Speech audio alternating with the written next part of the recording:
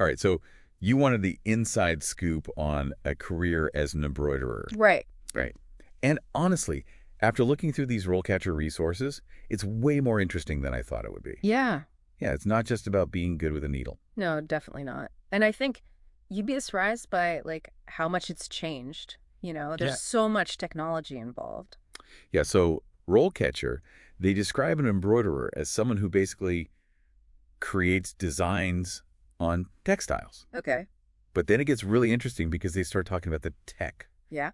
design software, Uh. Adobe Illustrator, Corel Draw. Have you heard of Oh, those? yeah. I use those all the time. And then get this, they talk about digital embroidery machines.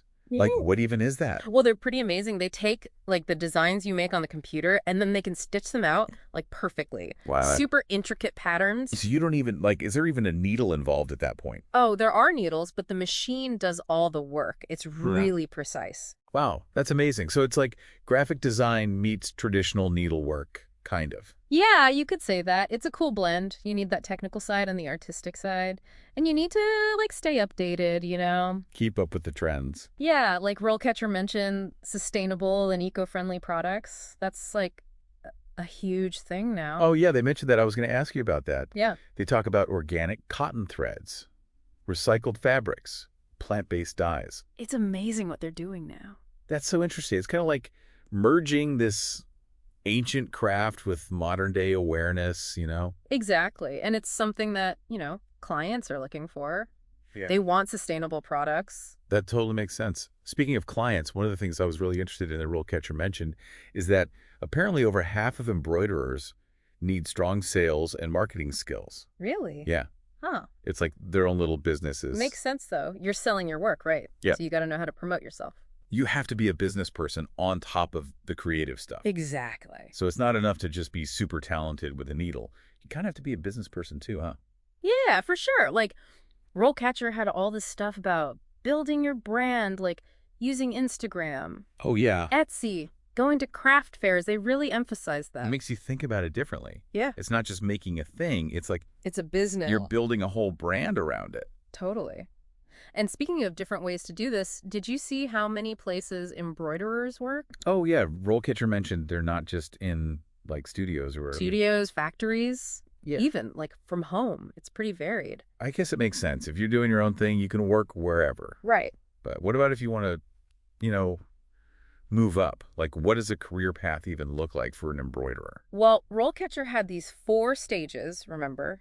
Apprentice, junior embroiderer, Okay, yeah. senior embroiderer, and then like the ultimate master embroiderer. Right, right. But what's the difference between them, really? So like an apprentice is basically learning, stitching, materials, how to use those digital machines. It's very hands-on. Makes sense. And then you become a junior embroiderer, more independent, maybe working with clients a bit, creating designs, that kind of thing. Okay, so you're getting more responsibility.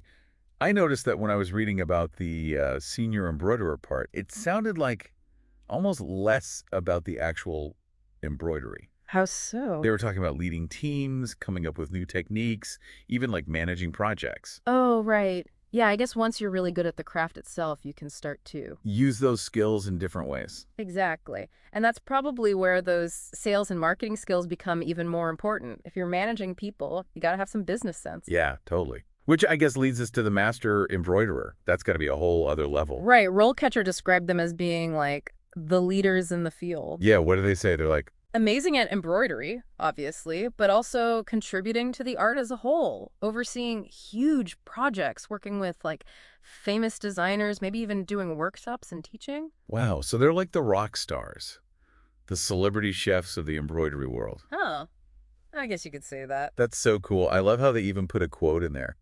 Do you remember what it was? From a master embroiderer, they said. Something like, it's not just about making pretty things anymore. It's about pushing the limits of what embroidery can be. Yes, that's the one. So inspiring.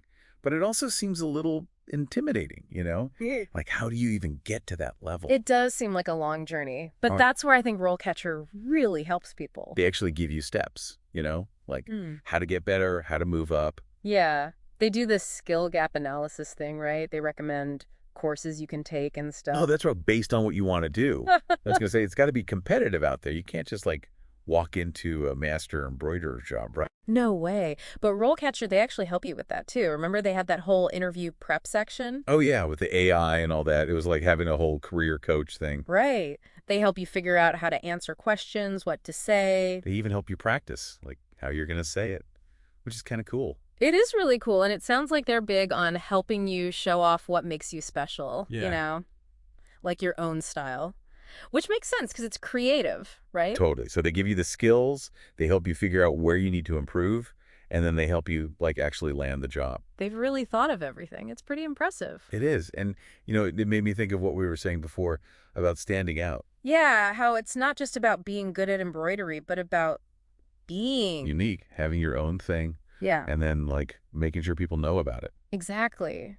Like, remember when we were talking about sustainable embroidery? What if you were like really into vintage fabrics too? Ooh, So you're not just eco-friendly, but you've also got this whole unique style. that's such a good point. You're not just selling a thing, you're selling like a feeling. And a story. People Well, love that stuff. exactly. Okay, so to anyone listening who's thinking about embroidery, Yeah. it's definitely more than just a hobby. It could be a real career, but you got to be willing to put in the work and learn about the business side of things too. Be open to learning new stuff. Exactly. Mm. But with the right attitude and maybe a little help from RoleCatcher, it seems like anything is possible. For sure. Who knows? Maybe you'll be that master embroiderer someday. Do that inspiring quote. That's awesome. Yeah. Well, that's our deep dive into the world of embroidery. Thanks for listening.